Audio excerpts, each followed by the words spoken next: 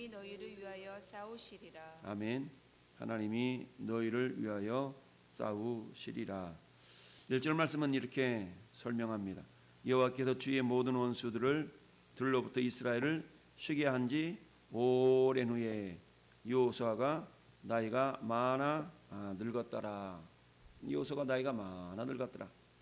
여기서 보면 원수들로부터 이스라엘을 쉬게 하신 지 오랜 후에, 구체적으로 몇 년인지 나타났지 않지만 시간이 꽤 흘렀다라는 것을 말씀하죠. 여러분 22장과 23장의 그 사이는 약 10여 년의 세월이 흐른 것으로 우리가 생각해 봅니다. 자, 여호수아는 23장 24장에 유언과도 같은 말씀을 마지막으로 이렇게 선포하는데요. 그 유언과도 같은 말씀을 선포하고 결국 여호수아가 죽게 되는데요.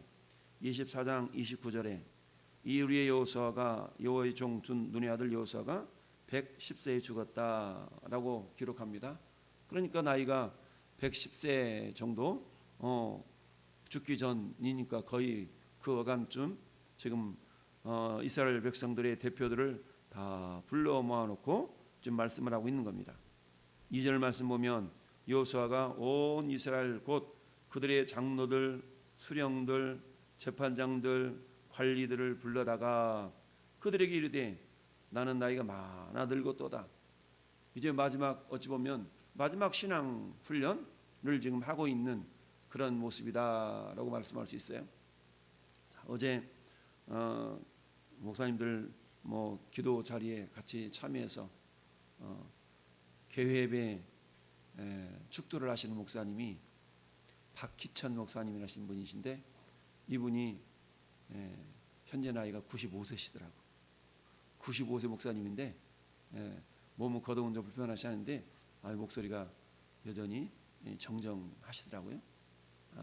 그러면서 새 말씀을 하시는데 그 모세처럼 베드로처럼 바울처럼 이렇게 하나님을 향한 그 충성과 헌신에 대한 부분을 이렇게 마지막 오늘 여호수아 말처럼 부탁을 하시던데 여호수아도 역시 마찬가지 마지막 죽기 앞서 마지막 유언과도 같은 그런 메시지를 전하는 데 있어서 모든 백성들을 부른 것이 아니라 누구를 불렀어요? 장로들, 수령들, 재판장들, 관리들. 교회적으로 말하면 누구예요? 직분자들이죠. 직분자들을 불러서 부탁을 하고 있는 겁니다. 교회 공동체 속에서 모든 성도가 동일한 하나님을 믿고 동일한 말씀을 믿고 있지만 우리는 그 가운데서도 우리 직분자 되는 사람들이 먼저 믿음으로 온전하게 무장되지 아니하면 안 된다. 어제도 말씀드렸던 것처럼 내가 그 누군가를 전도하면 그 사람은 처음에 나를 보고 신앙생활하지 오자마자 주여 하나님 당신 보고 신앙생활 하겠나 이러지 않거든요. 전도한 그 사람을 보고 신앙생활한다. 그래서 그 사람이 신앙생활을 잘하면 새로 전도된 사람도 신앙생활을 잘하지만 전도한 사람이 신앙생활을 띄엄띄엄 하면 전도받은 사람도 띄엄띄엄 신앙생활하게 되어 있습니다. 여러분 우리가 짐승의 세계를 보면 동물의 세계를 보면 왜 오리나 이런 어떤 이런 그 짐승들이 어미를 잃어버리고 처음에 부화해가지고 또는 처음에 이 눈을 떠가지고 어떤 사람이 됐든 누가 됐든 이렇게 만나는 그 대상을 자기의 어미로 생각한다고 그러잖아요. 그러니까 사람이 데려다 키우면 사람이 자기 어미인 줄 알고 쫄랑쫄랑 따라다니는 것을 우리가 간혹 TV를 통해서 이렇게 보는 경우가 많이 있는데 그와 마찬가지로 이제 막 신앙생활을 새롭게 시작하는 그 사람도 역시 마찬가지죠. 어린아이와 같아서 그것은 내가 그 누군가를 전도하려면 내가 먼저 말씀으로 믿음으로 잘 무장하고 그를 바르게 인도할 수 있어야 된다라는 얘기입니다. 할렐루야. 어떤 사람은 나는 데려다만 올 테니까 당신이 알아서 잘하세요.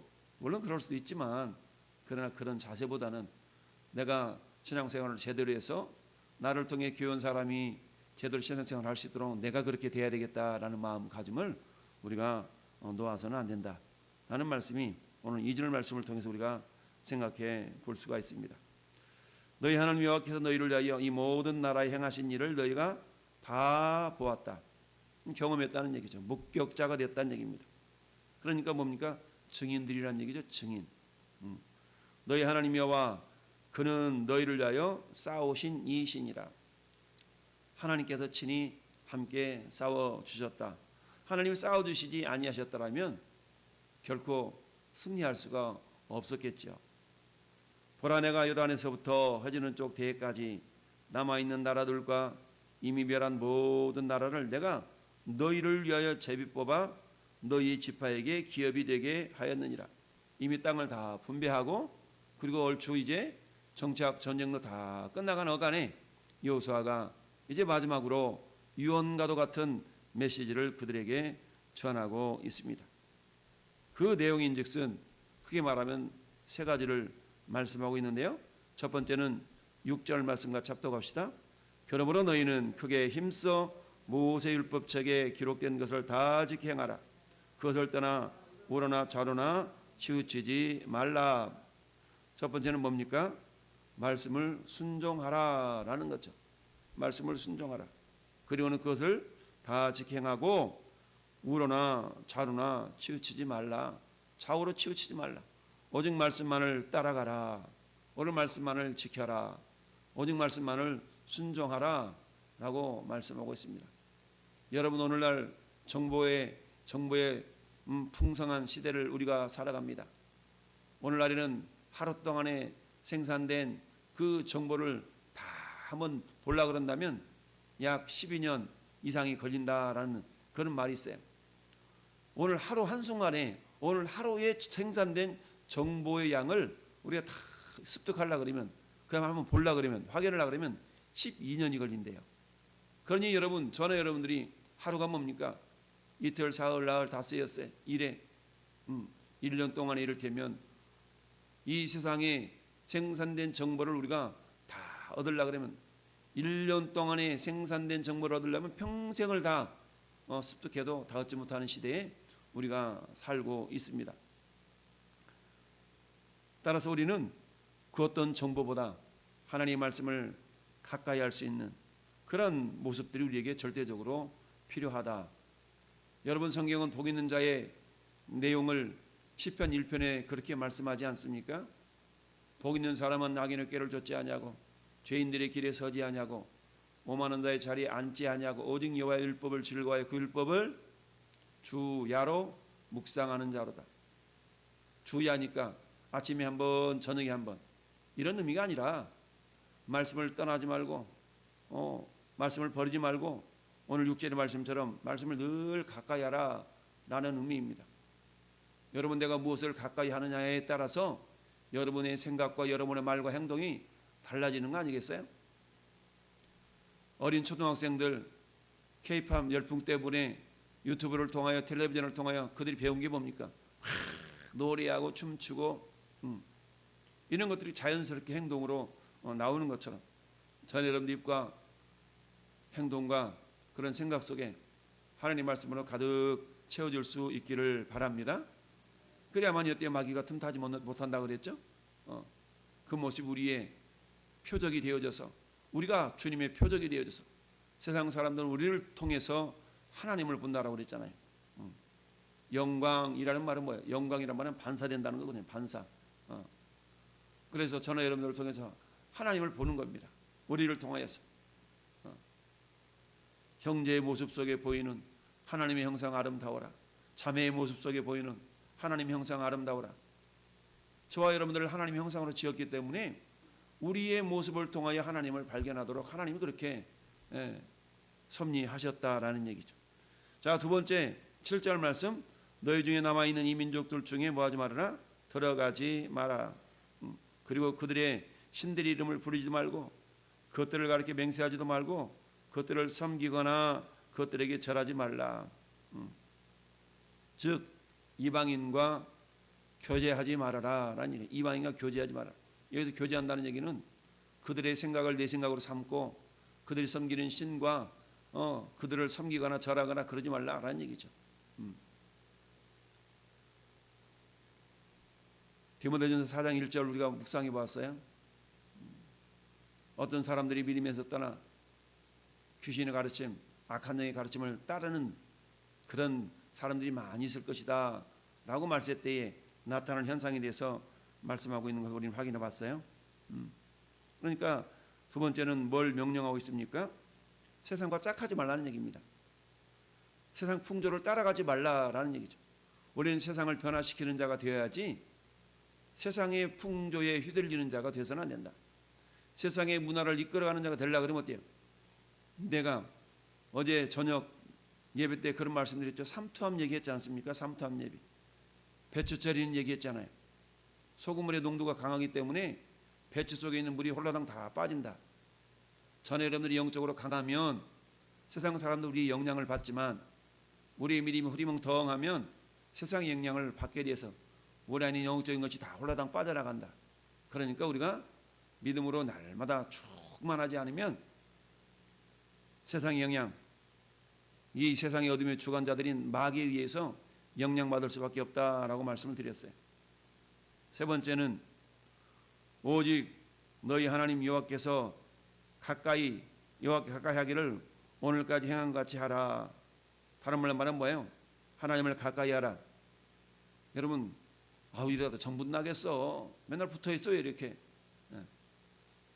가까이 하면 가까이 할수록 그 사람을 알게 되고 이해하게 되고 그런 거 아니겠습니까?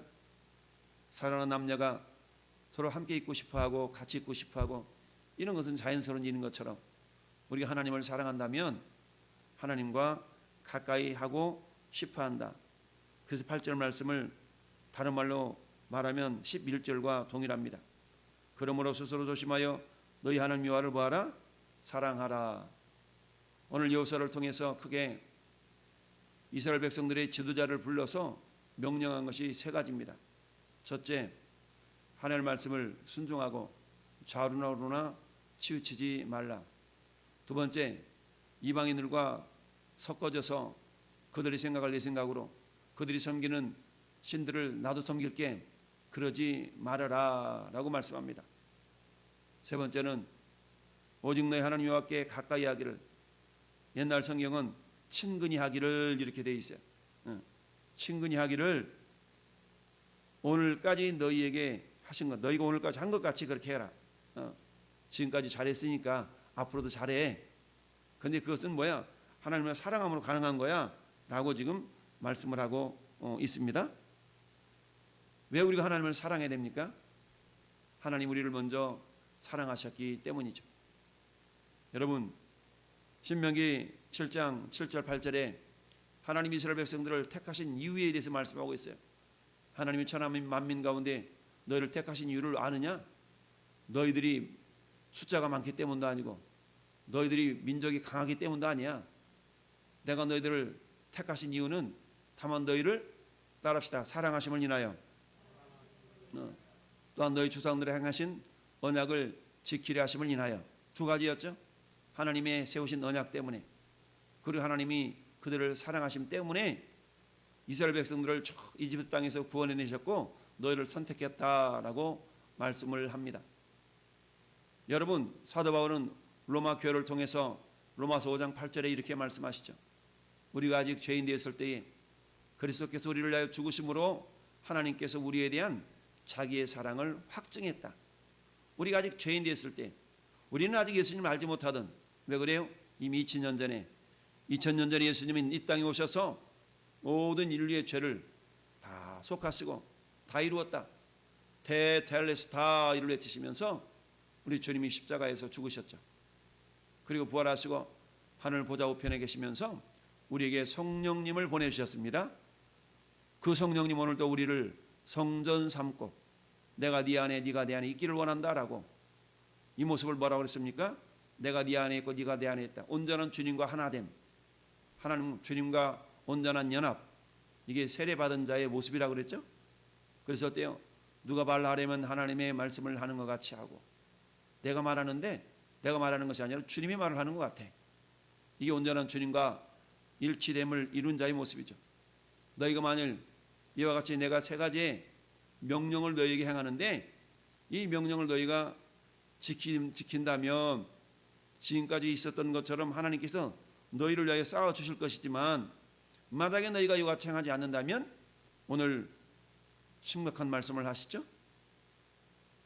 12절에 너희가 만일 돌아서서 너희 중 남아있는 이 민족들을 가까이 하거나 더불어 혼인하거나 서로 왕래한다 그러면 13절에 확실히 알아라.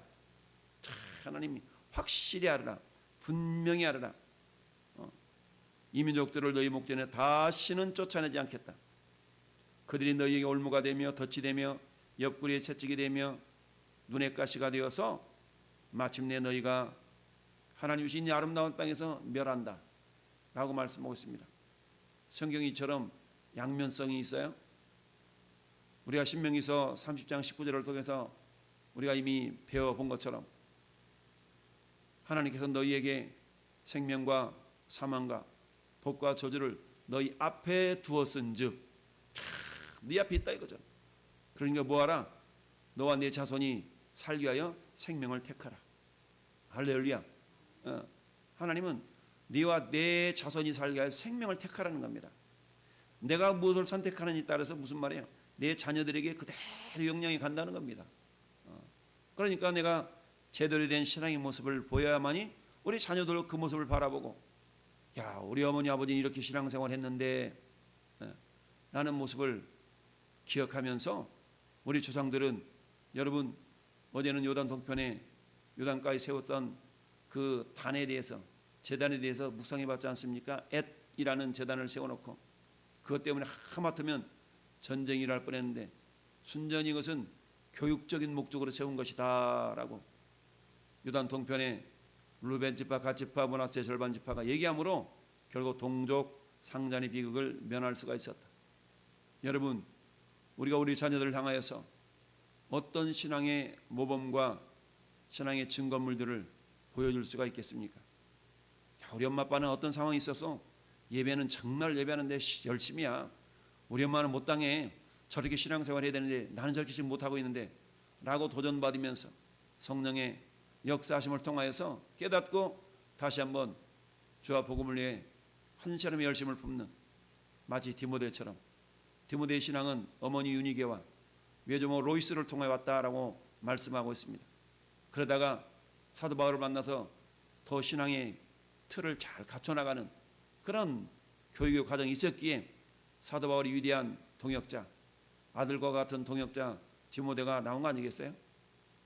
오늘날도 마찬가지 하나님 오늘 마지막으로 요사를 통해서 이스라엘 백성들에게 명했던 세 가지 이외에도 많이 있겠지만 이 세 가지만 제대로 준행한다 할지라도 하나님이 여전히 함께 싸워주심으로 말미암아 승리하는 자 하나님의 영광의 통로로 쓰임받는 자가 될 줄로 믿습니다.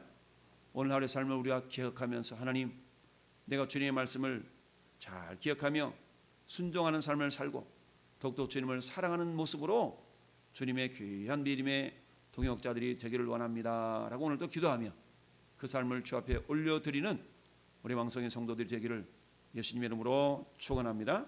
아멘.